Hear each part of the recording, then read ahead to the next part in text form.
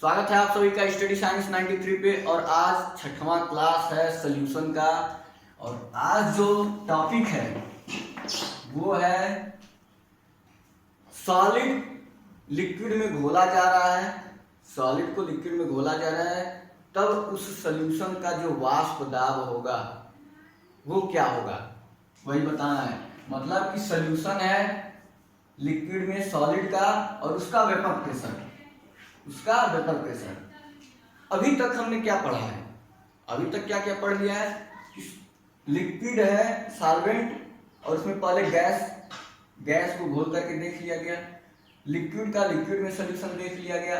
बचा हुआ है लिक्विड में सॉलिड का सॉल्यूशन। और आज वही टॉपिक शुरू होने वाला है, लिक्विड में सॉलिड का सॉल्यूशन। तो जब लिक्विड में सॉलिड डालेंगे तो वेपर प्रेशर पे क्या इफेक्ट पड़ेगा, वाष्प दाब पे क्या इफेक्ट पड़ेगा, इसी का हमको रिजल्ट देखना है। तो सबसे पहले तो हम ये जान लेते हैं, कोई भी विलायक है, कोई भी विलायक, उसमें जब भी हम कोई सॉलिड डाल रहे हैं, सॉलिड डालेंगे और सॉलिड वो अवाष्पशील हो, नॉन वोलेटाइल हो, तो वेपर प्रेशर होगा क्या? बढ़ जाएगा या घट जाएगा? सबसे पहले इतना तो दिमाग में हम सोच लें कि वेपर प्रेशर क्या होगा। हम पढ़ क्या रहे हैं? वेपर प्रेशर का इफेक्ट पढ़ रहे हैं किसमें? लिक्विड में सॉलिड डालने पे, यही पढ़ने वाले हैं। सबसे पहले तो हम जनरल दिमाग में बैठा लें कि होगा क्या अगर लिक्विड में सॉलिड डाल रहे हैं। और सॉलिड कैसा है? नॉन वोलेटाइल है, नॉन वोलेटाइल, अवाष्पशील, जो वाष्प बन के उड़ने लायक ना हो। नॉन वोलेटाइल सॉलिड है, उसको हम लिक्विड में डाल रहे हैं, तो जो वेपर प्रेशर होगा यानी कि वाष्प दाब, वो बढ़ेगा या घटेगा? किसी को कुछ समझ में आ रहा है? नहीं आ रहा है? एग्जाम्पल देखिए, घर पे लोग चाय बनाते हैं। घर पे चाय बनाते हैं तो करते क्या है? पानी और दूध को डाल देते हैं, पानी और दूध को लेते हैं, उसको गर्म करते हैं। कुछ लोग क्या करते हैं? पानी दूध को एकदम अच्छी तरह से बॉयल करते हैं, उसके बाद चाय पत्ती डालते हैं। कुछ लोग क्या करते हैं? पानी और दूध इन दोनों को मिलाकर रखते हैं गैस पे और तुरंत चाय पत्ती डाल देते हैं, अब देखिए हमारे पास लिक्विड सॉल्वेंट है, पानी और दूध का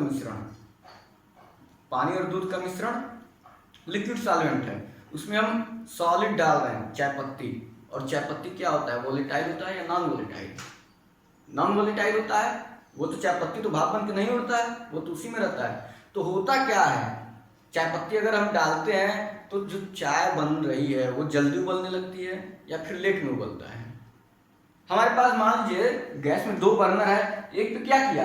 एक पे मैंने दूध और पानी मिलाया, एक बर्नर पे, जनरल समझिएगा, यहाँ पे क्या है?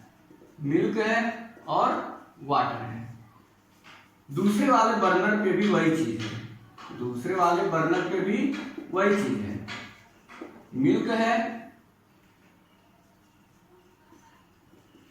और वाटर। अब ये क्या है? बिना गर्म किए इसमें चाय पत्ती हम डाल दिए। इसमें क्या डाल दिए? चाय पत्ती डाल दिए। इसको एकदम बॉयल करने के बाद,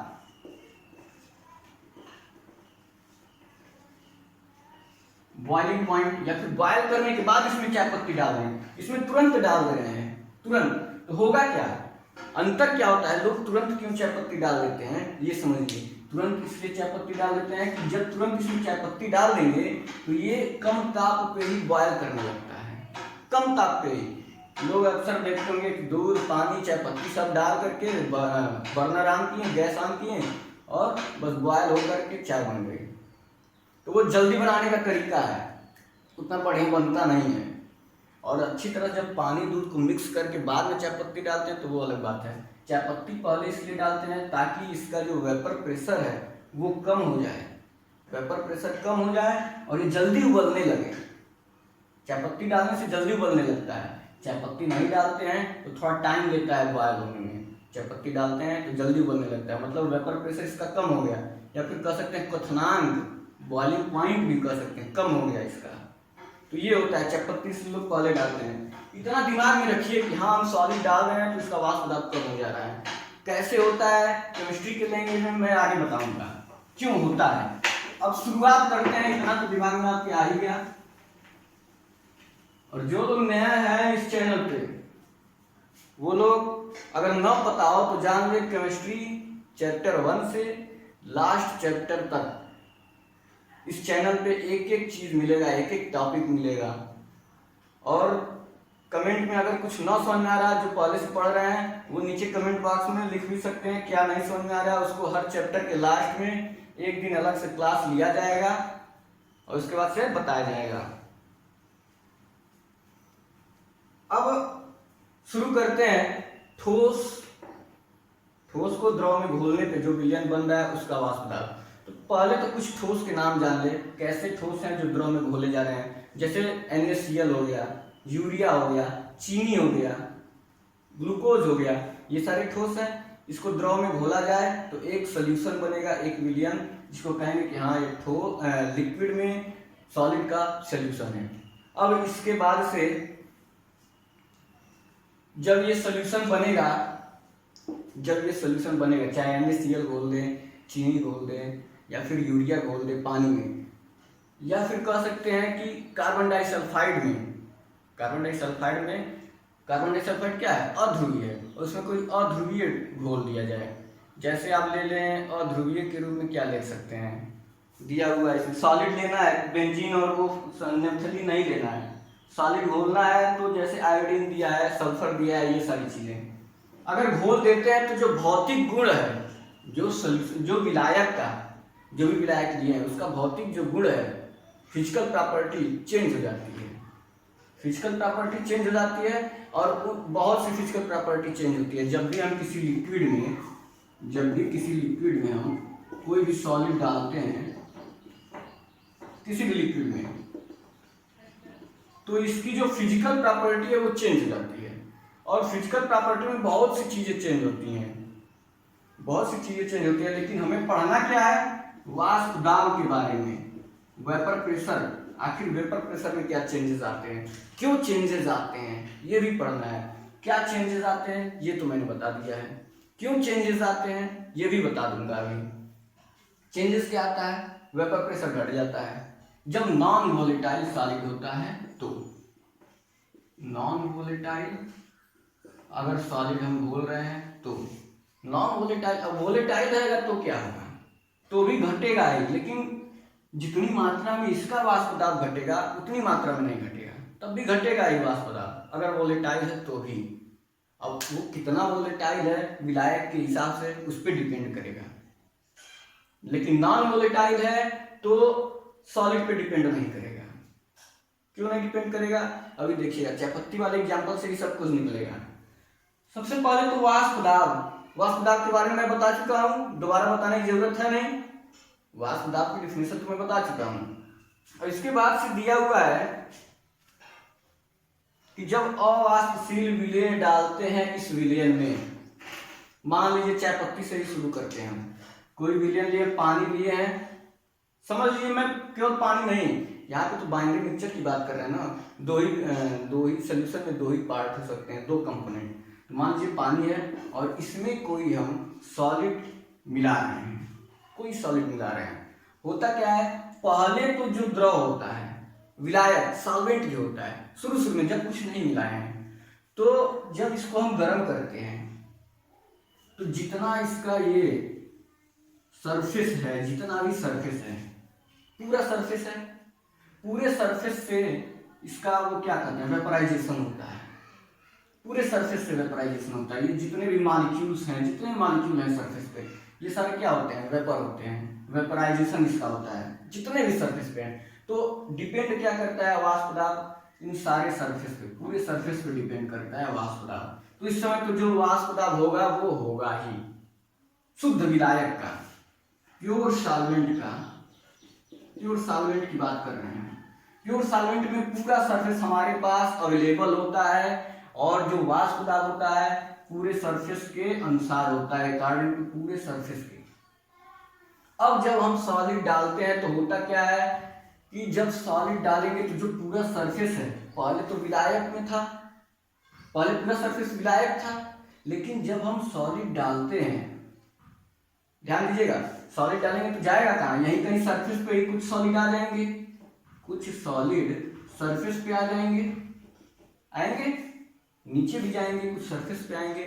जब सरफेस पे आएंगे और सॉलिड क्या है, नॉन वोलेटाइल है, मतलब कि वो वाष्पशील नहीं है, वाष्प में नहीं बदलेगा, तो क्या होगा, पहले पूरा एरिया हमारे पास इतना था, पूरा सरफेस इतना था, तो वाष्प दाब ज्यादा वाष्प के रूप में बदल रहा था, तो उस पर जो प्रेशर लगा था ज्यादा लग रहा था, वाष्प दाब अधिक आ रहा था। अब हमारे पास क्या है, जब ये सॉलिड डाल दिए तो सरफेस कम हो गया। अब ये जहां जहां पे मॉलिक्यूल्स हैं, जहां जहां पे ये तो इतने जगह पे तो ये वाला जो सॉल्वेंट ये तो है नहीं, और ये जो मॉलिक्यूल है ये वाष्पशील है नहीं, तो ये तो उड़ेंगे नहीं, ये वाष्प बनाएंगे नहीं। तो जब ये वाष्प नहीं बनाएंगे तो जो बचे हुए हैं जगह पे सॉल्वेंट, केवल वही वाष्प बनाएंगे। मतलब पहले सरफेस इतना था, अब कुछ सरफेस पे सॉलिड आकर के बैठ गया, कुछ सरफेस पे सॉलिड आकर के बैठ गया, तो थोड़ा सा ही सरफेस बचा सॉल्वेंट के लिए। तो जितना सरफेस बचा सॉल्वेंट के लिए, जितना तल बचा उतने ही तल में वो वाष्प बनाएंगे, फिर इस पे दाब डालेंगे। मतलब कि पहले ज्यादा था तो ज्यादा वाष्प दाब था, अब कम सरफेस बचेगा तो कम वाष्प दाब लगेगा।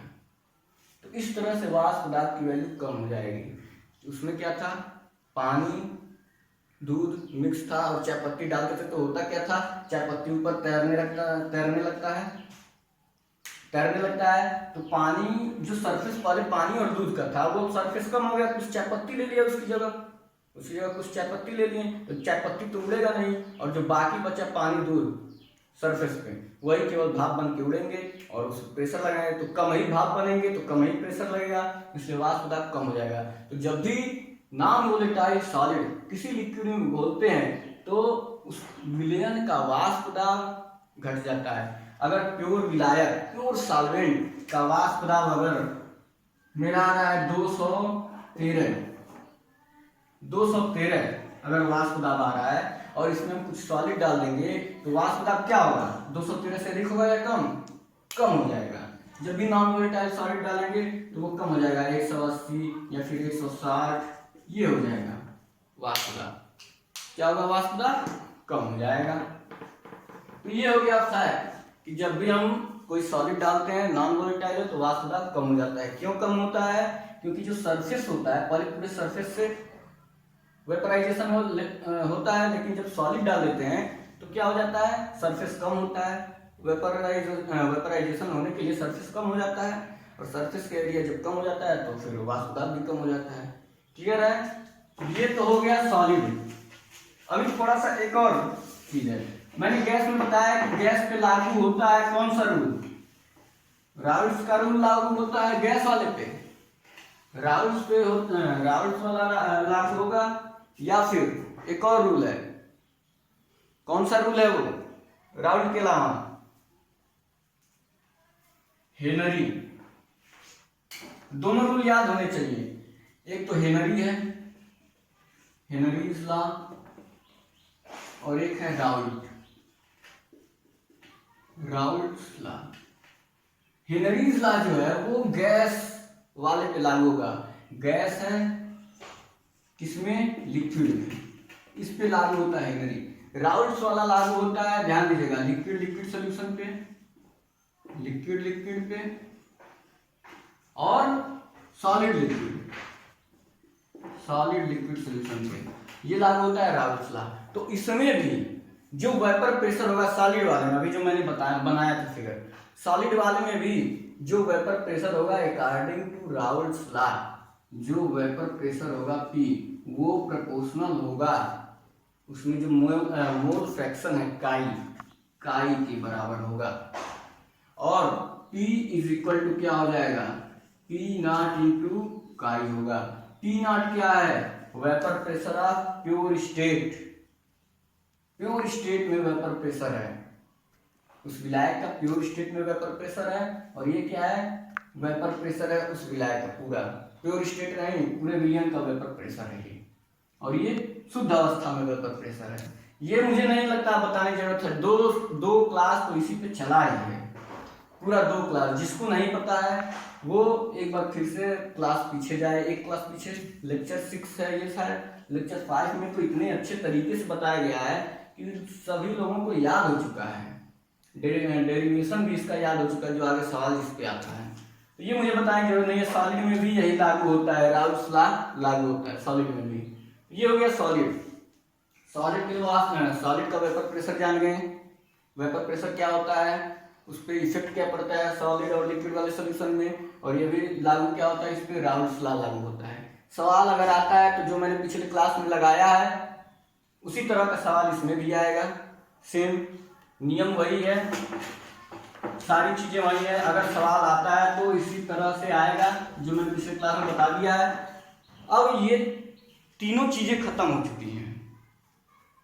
तीनों चीजें क्या, जो गैस का लिक्विड में सोल्यूशन था इसके बारे में पूरा खत्म, सवाल भी लगा दिया मैंने। फिर लिक्विड लिक्विड वाला, सॉलिड लिक्विड वाला, तीनों तरह का सोल्यूशन खत्म हो चुका है, मतलब कि द्रवीय विलयन खत्म। और किसी को कोई डाउट भी नहीं होगा, मैंने एक एक सवाल बताया, एक एक पॉइंट बता दिया उसका। इसके बाद से जो बचा हुआ है,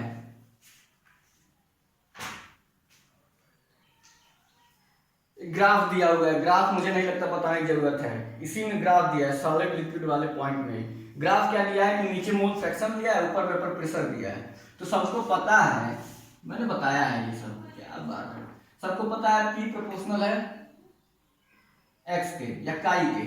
P क्या है, वेपर प्रेशर है, काई क्या है, मोल फ्रैक्शन, P क्या है, वेपर प्रेशर। अब कोई कह दे कि सॉलिड लिक्विड सोल्यूशन के लिए, किसी भी सोल्यूशन के लिए अगर हम ग्राफ खींचते हैं काई और P में, तो हमें कैसा ग्राफ मिलेगा, कैसा मिलेगा, सीधा सीधा प्रोपोर्शनलिटी कांस्टेंट है, मतलब कि जैसे जैसे P बढ़ेगा वैसे वैसे x बढ़ेगा, तो जैसे जैसे P बढ़ेगा वैसे वैसे x बढ़ेगा। तो इस तरह से एक हमें सीधी रेखा मिलेगी, सिंपल सा है ये, तो ये भी मैं बता चुका हूं।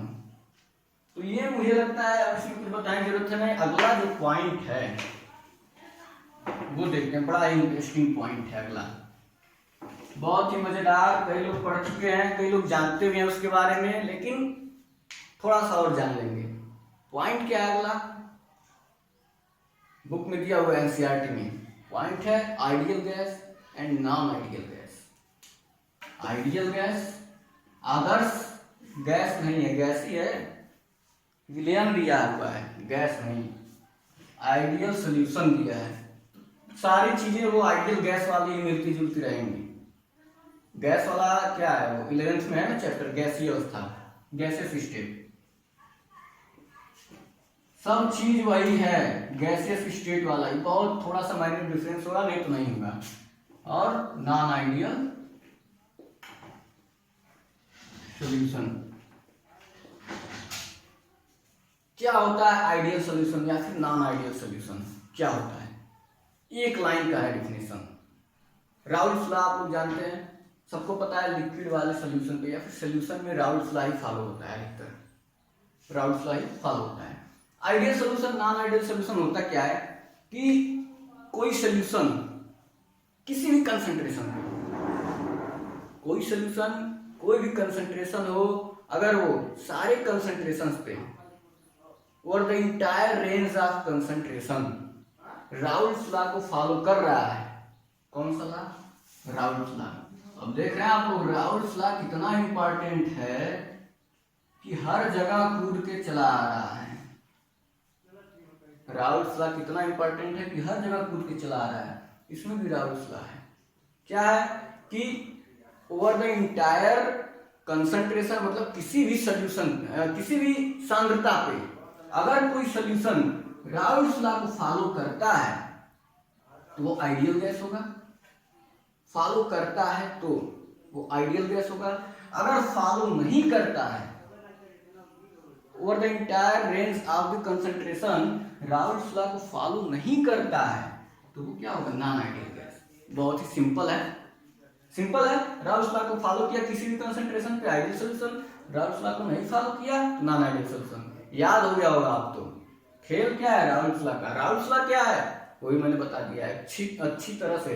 राउल्स लॉ के बारे में बहुत ज्यादा तो इसमें नहीं दिया है, कुछ लिमिटेशंस भी होती हैं राउल्स लॉ के, और उसको बताने के लिए अलग से या तो क्लास, आप लोग नीचे कमेंट बॉक्स में क्लास कमेंट करिएगा, चाहे आप वीडियो आज देखें चाहे 1 महीने बाद देखें, जब भी वीडियो देखिएगा नीचे कमेंट बॉक्स में कमेंट करिएगा आपको किस चीज की जरूरत है इस टॉपिक में। कई लोग कहेंगे राउल्स लॉ के लिमिटेशंस के बारे में बता दिए। अगर आपको लगे कि हाँ इसके बारे में जानना चाहिए कमेंट बॉक्स में लिखिएगा, मैं कोई एक क्लास लूंगा राउल्स लॉ के बारे में, या फिर जितने भी लॉ हैं इसमें हेनरी लॉ, राउल्स लॉ, इन सब के बारे में अच्छी तरह से बता दूंगा। मतलब पूरा विस्तार से जो भी हायर लेवल तक का है सब कुछ बता दूंगा। बहुत ही आसान है लेकिन सिलेबस में है नहीं, इसलिए मैं ज्यादा जोर नहीं दे रहा इस पे। आगे चलते हैं। फिलहाल ये हो गया आइडियल सोल्यूशन, जो फॉलो करेगा, जो नहीं फॉलो करेगा नॉन आइडियल सोल्यूशन। इसके बाद से और क्या दिया है आदर्श विलयन के बारे में, कह रहा है कि इसके अलावा आदर्श विलयन जो होते हैं आइडियल सोल्यूशन, इनके कुछ और भी मेन प्रॉपर्टीज होते हैं, कुछ और मुख्य गुण होते हैं। कौन कौन से गुण होते हैं? एक तो ये कि जब आइडियल सोल्यूशन के बारे में बोल रहा हूं मैं, कुछ और भी एक्स्ट्रा प्रॉपर्टीज रखते हैं आइडियल सोल्यूशन। इसके अलावा क्या क्या रखते हैं? जब मिक्सचर होते हैं तो जब भी मिक्स किया जाता है दो सोल्यूशन कह लें, या फिर जब भी विलेय और विलायक को मिला करके कोई सोल्यूशन बनाया जाए, सॉल्यूट और सॉल्वेंट को जब भी मिलाया जाए, तो अगर आइडियल सोल्यूशन है तो ना तो उसमें से हीट इवोल्यूट होगी, ना ही उसमें हीट एब्जॉर्ब होगी। मतलब ना ही हीट लगेगी, ना तो उष्मा उसमें लगेगा। उष्मा मतलब चेंज इन एंथैल्पी जीरो होगा। ना तो उष्मा उसमें लगेगा, ना तो उष्मा निकलेगा। हमने अभी बताया कि जब सॉलिड डालते हैं तो कुछ होते हैं उष्मा क्षेपी, कुछ होते हैं उष्मा शोषी, बताया है सर 3-4 क्लास पहले मैंने बताया उष्मा क्षेपी क्या होता है, उष्मा शोषी क्या होता है। अब उसके बारे में बताएं जब नहीं है। लेकिन आइडियल सोल्यूशन अगर है तो ना तो वो उष्माक्षेपी प्रोसेस होगा, ना ही उष्माशोषी, ना इंडोथर्मिक होगा ना एक्सोथर्मिक होगा, दोनों प्रोसेस नहीं होंगे। कोई भी चीज डालें तो ना तो उसमें से हीट निकलेगा, ना ही हीट उसमें लगेगी। तो ऐसे सॉल्यूशंस को बोलते हैं आइडियल सोल्यूशन। मतलब जो चेंज इन एंथैल्पी है डेल्टा एच, साफ नहीं दिखा रहा है, जो चेंज इन एंथैल्पी है डेल्टा एच, ये इज इक्वल टू 0 होगा। पूरे मिक्सचर का डेल्टा एच 0 होगा। डेल्टा एच क्या होता है? चेंज इन एंथैल्पी, मतलब हीट न तो लगेगी न तो बाहर निकलेगी। ये हो गया। दूसरा क्या है? दूसरा पॉइंट क्या कहा गया आइडियल सोल्यूशन के बारे में? मैं बहुत ही धीरे धीरे चल रहा हूँ, लेकिन इसलिए चल रहा हूँ कि आप ये क्लास देखें तो दोबारा फिर देखने की नौबत ना आए। बस एक बार बुक देख लें, काम खत्म, सीधे एग्जाम में। दूसरा पॉइंट क्या है? पहला पॉइंट तो राउल्स लॉ था, दूसरा पॉइंट तो ये था। तीसरा पॉइंट क्या कहा गया आइडियल सोल्यूशन के बारे में कि जब वो मिलाए जाते हैं सॉल्यूट और सॉल्वेंट मिलाए जाते हैं, या फिर दो सॉल्यूशंस ले लिए जाए, उनको मिलाया जाए, अगर वो आइडियल सोल्यूशन है तो जो वॉल्यूम होगा उसमें कोई चेंज नहीं होगा। मतलब क्या है कि जितना हम ले रहे हैं सॉल्यूट का वॉल्यूम जितना ले रहे हैं, और जो हम ले रहे हैं सॉल्वेंट का वॉल्यूम जितना हम लेंगे सॉल्वेंट का वॉल्यूम, इन दोनों का जो सम होगा वो विलयन के बाद, सॉल्यूशन के बाद उतना ही आएगा। V1 प्लस V2 के ही बराबर होगा। मतलब कि कोई चेंज नहीं होगा, जितना हम इधर लिए उतना ही हमको उधर मिल गया। जितना हम सॉल्यूट और सॉल्वेंट का वॉल्यूम लिए, उनको अगर जोड़ दिया जाए, सम कर दिया जाए, तो वो टोटल सॉल्यूशन का वॉल्यूम आ जाएगा। कोई चेंज नहीं होगा। मतलब डेल्टा V जो है इसमें कोई चेंज नहीं होगा। Change in volume is equal to 0। ऐसा समझ में? अगर 2 आयतन ये लेते हैं, 3 आयतन ये, तो इधर भी जब जोड़ेंगे तो 3 to 5 आयतन होना चाहिए, कम बेसी नहीं। इसलिए डेल्टा V इक्वल टू 0। तो ये आइडियल सोल्यूशन की प्रॉपर्टी है। कौन सा? ये फॉलो करेगा। Heat of change in enthalpy 0, change in volume 0। याद हो गया? क्यों होगा ये भी मैंने बता दिया। इसके बाद से जो अगला पॉइंट है, अगला पॉइंट कह रहा है कि बाइनरी सोल्यूशन के बारे में हम पढ़ रहे हैं। तो बाइनरी सोल्यूशन का एग्जांपल लेते हैं। अगर हम मॉलिक्यूल के हिसाब से लेते हैं, मॉलिक्यूल के बीच जो अंतराणविक आकर्षण बल होता है, इंटरमॉलिक्यूलर जो फोर्स होता है, अट्रैक्शन का या फिर जो भी हो रिपल्सन का, उसके आधार पर अगर हम इसकी व्याख्या करें, इसको डिस्क्राइब किया जाए, अगर मान लेते हैं मॉलिक्यूल है ए और बी, ए और बी, ए को मान लेते हैं ये सॉल्यूट का मॉलिक्यूल है और इसको मान लेते हैं सॉल्वेंट का मॉलिक्यूल है, सॉल्वेंट का मॉलिक्यूल है। ए और बी मान लेते हैं मॉलिक्यूल के आधार पर हम इसको डिस्क्राइब करते हैं, कैसे कहेंगे आइडियल सॉल्यूशन है। होता क्या है, अगर आइडियल सॉल्यूशन में ए और बी दो मॉलिक्यूल्स हैं तो दो तरह के अट्रैक्शन लगेंगे, प्रत्येक अपने अपने मॉलिक्यूल में दो तरह का इंटर मॉलिक्यूलर फोर्स या इंटर मॉलिक्यूलर इंटरेक्शन लगेगा। कौन कौन सा, एक तो इंटरेक्शन होगा ए का इंटर मॉलिक्यूलर अट्रैक्शन, दूसरा ए का, दूसरा इंटरेक्शन बी का इंटरेक्शन होगा। तो इसकी भी कुछ वैल्यू होगी, इसकी भी कुछ वैल्यू होगी, फोर्स ऑफ जो अट्रैक्शन या फिर फोर्स ऑफ इंटरेक्शन की जो वैल्यू होगी, कुछ इसकी भी होगी कुछ इसकी भी होगी। तीसरा जो अट्रैक्शन या फिर इंटरमॉलिक्यूलर इंटरेक्शन होगा वो क्या होगा, ए और बी के रूप में होगा, ए और बी के रूप में। मतलब कि अपने ही मॉलिक्यूल में अगर ये जुड़े हुए हैं, ये अपने मॉलिक्यूल में बंधे हुए हैं, और कुछ सोल्यूशन में ऐसे भी हैं जो ए वाला बी के साथ जुड़ा हुआ है, ए वाला बी के साथ बॉन्डिंग है। अगर तीनों का इंटरमॉलिक्यूलर इंटरेक्शन सेम है, इंटरमॉलिक्यूलर इंटरेक्शन या फिर कह सकते हैं जो इनके बीच आकर्षण बल है, अंतराणविक बल, वो अगर सेम है, जितना इसमें है इंटरमॉलिक्यूलर अट्रैक्शन उतना ही इसमें है, और उतना ही अगर इसमें भी है, जब ये मिल रहे हैं सॉल्यूशन बन रहा है उसके बाद भी अगर उतना ही है तो उसको बोलेंगे आइडियल सॉल्यूशन मॉलिक्यूल्स के आधार पे। क्लियर है। अगर ये दोनों सेम है लेकिन ये कुछ अलग आ गया, इससे अधिक आ गया या इससे कम आ गया, तो वो नॉन आइडियल में चले जाएंगे। उसको क्या बोलेंगे वो अभी बताएंगे आगे, लेकिन फिलहाल इतना जानिए कि जो इसका इंटरमॉलिक्यूलर इंटरेक्शन है और इसका है और इसके हिसाब से इसका है, अगर तीनों का इंटरमॉलिक्यूलर अट्रैक्शन सेम है तो हम कहेंगे कि वो आइडियल सॉल्यूशन है। तो ये मॉलिक्यूल के आधार पे हो गया, ये फिजिकल प्रॉपर्टी के आधार पे हो गया, डिस्क्रिप्शन हो गया, इसका डिस्क्राइब कर दिया आइडियल सॉल्यूशन, और कुछ नहीं बचा है आइडियल सॉल्यूशन के बीच। और कुछ है, एग्जाम्पल दिया हुआ है। तो ये तो सबको पता है कि आदर्श विलयन नहीं होता है कोई भी, आदर्श गैस भी जो होते हैं वो भी कहीं ना कहीं थोड़े बहुत विचलन डेविएशन दिखाते हैं। आदर्श विलयन भी होता नहीं है कोई, लेकिन कुछ होते हैं ऐसे विलयन जो टेंड्स टू आइडियल सॉल्यूशन की ओर होते हैं, मतलब कि आइडियल सॉल्यूशन के जैसे व्यवहार करते हुए दिखाई देते हैं। जैसे एग्जांपल दिया हुआ है, होता तो नहीं लेकिन कुछ ऐसे होते हैं जो पहुंच जाते हैं यहाँ तक, जैसे नॉर्मल हेक्सेन हो गया, नॉर्मल हेप्टेन हो गया, याद रख लीजिएगा 2-3, नॉर्मल हेक्सेन,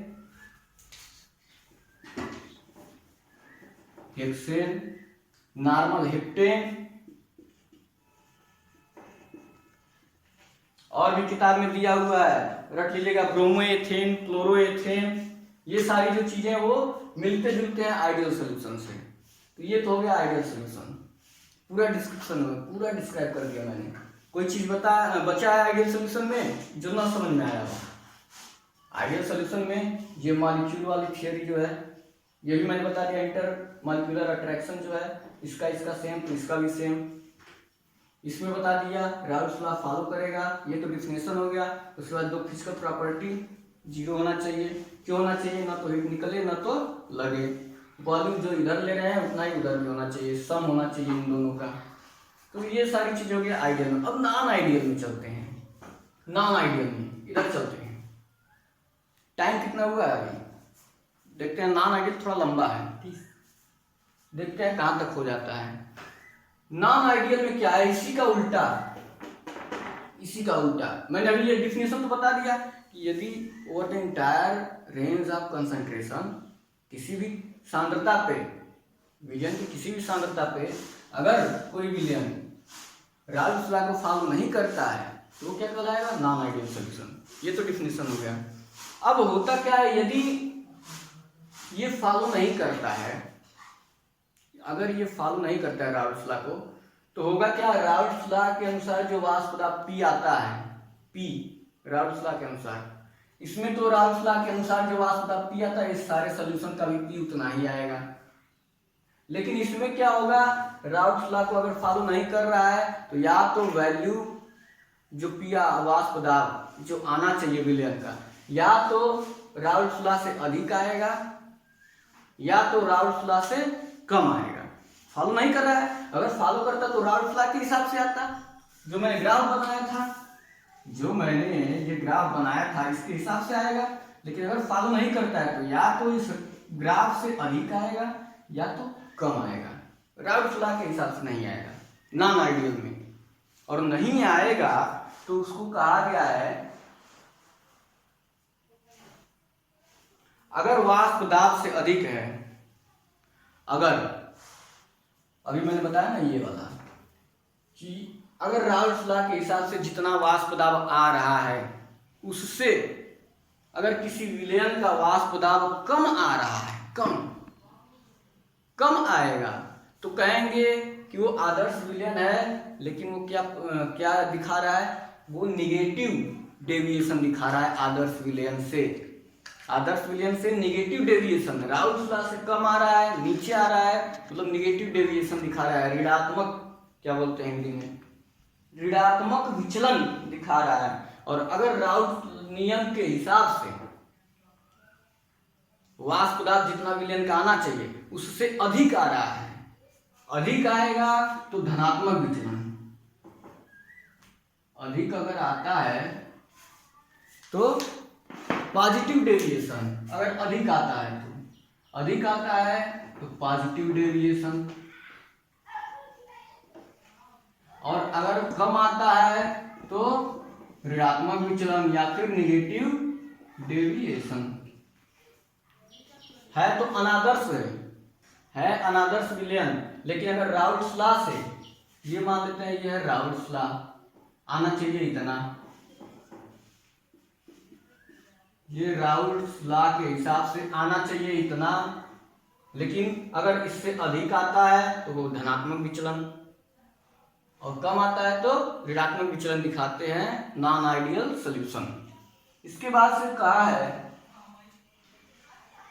ऐसे विलयनों के लिए देखो ग्राफ भी दिखाया है, ग्राफ धनात्मक विचलन का कैसे ग्राफ होता है, ऋणात्मक विचलन का कैसे ग्राफ होता है। मैं भी ग्राफ बताता हूँ आपको, आसान ग्राफ है। जिसने भी इसके पहले वाला क्लास देखा है, कहाँ पे बनाऊंगा, जिसने भी इसके पहले वाला क्लास देखा है, ये लेक्चर 6 है, जो 5वां क्लास देखा है, जिसने भी देखा है उसमें मैंने एक ग्राफ बनाया है, एक ग्राफ बनाया मोल फ्रैक्शन और वेपर प्रेशर के बीच, और बहुत ही अच्छा ग्राफ था। वही ग्राफ फिर से बनाने जा रहा हूँ मैं, वही ग्राफ फिर से बनाने जा रहा हूँ। जिसने भी वो देखा है उसको ये तुरंत याद आ जाएगा, और मुझे ग्राफ के बारे में बताने की जरूरत भी नहीं पड़ेगी।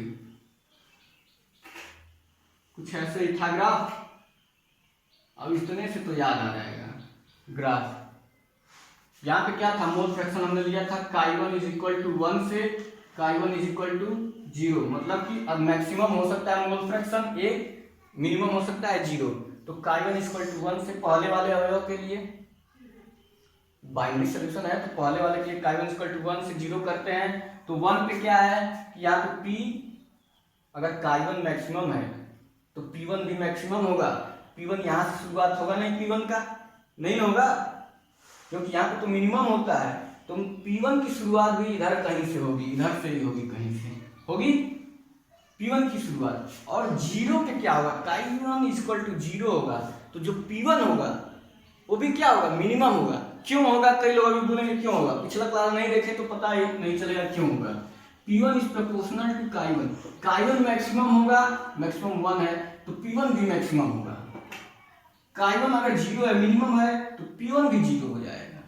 ओके, मतलब कि P1 यहाँ पे 0 होगा, यहाँ पे कहीं मैक्सिमम, यहाँ भी ले सकते हैं, यहाँ भी ले सकते हैं, यहाँ भी ले सकते हैं, मैक्सिमम होगा। और chi1 1 से लेकर के 0 तक जैसे घटते जाएंगे तो जो P1 का ग्राफ है वो भी तो ऐसे घटता जाएगा, वो भी ऐसे ही घटता जाएगा ना, और आकर के 0 पे 0 पा करके मिल जाएगा। ये तो हो गया P1 वाला, क्लियर है। यहाँ पे मैंने P1 नॉट बताया था, क्यों बताया था ये भी आप लोगों को पता है पिछले क्लास में। अगर हम यहाँ पे दूसरे वाले के लिए ले लें, दूसरे वाले मोल फ्रैक्शन के लिए ले लें, बाइनरी सोल्यूशन है, तो दूसरा वाला जो पार्ट है, कंपोनेंट है Chi2 इक्वल टू यहाँ पे 0 ले लेते हैं और यहाँ पे मैक्सिमम कर देते हैं Chi2, यहाँ पे मैक्सिमम कर देते हैं Chi2। मैक्सिमम यहाँ पे Chi2 करेंगे तो P2 मैक्सिमम कहाँ पे होगा, P2 Chi2 is proportional to P2 is proportional to Chi2 हो जाएगा यहाँ से। तो Chi2 मैक्सिमम है तो P2 भी कहीं यहीं पे मैक्सिमम होगा, और यहाँ पे मिनिमम है तो P2 जो है यहाँ पे 0 होगा। मतलब इसका ग्राफ क्या होगा, ऐसे होगा, P2 वाले का ग्राफ ऐसे होगा, P1 वाले का ग्राफ ऐसे होगा, और जो टोटल होगा P1 plus P2, P total, ये भी मैंने बताया था, P टोटल भी बता दूं, P टोटल इस तरह से कहीं होगा, यहाँ दोनों मिल जाएंगे, मिल नहीं रहा है, इस तरह से P टोटल हो जाएगा, ये P टोटल। P टोटल क्या होता है, P1 प्लस P2, ये बताया था मैंने। अब अगर यहीं से अगर वो पॉजिटिव डेविएशन शो कर रहा है, ध्यान दीजिएगा आप लोग, अगर वो पॉजिटिव डेविएशन शो कर रहा है, धनात्मक विचलन, अगर कोई अनादर्श विचलन है वो धनात्मक विचलन शो कर रहा है राउल्ट्स नियम से, तो क्या होगा कि वैल्यू आनी चाहिए इतना P1 के लिए, P2 के लिए, P2 के लिए इस ग्राफ से जाना चाहिए। लेकिन अगर धनात्मक विचलन शो कर रहा है तो इस ग्राफ से थोड़ा सा इस तरह से उठ करके विचलन दिखाएगा। इस वाले में कैसे शो करेगा, इस तरह नीचे की ओर नहीं शो करेगा, हमेशा धनात्मक विचलन जो है ग्राफ के ऊपर से होकर के जाएगा, इस तरह से डेविएशन शो करेगा अगर धनात्मक विचलन है तो। और यहाँ पे ऐसे होगा या ऐसे ऊपर की ओर से पॉजिटिव डेविएशन शो करेगा, तो ये धनात्मक विचलन शो कर रहा है जो डॉटेड लाइन है।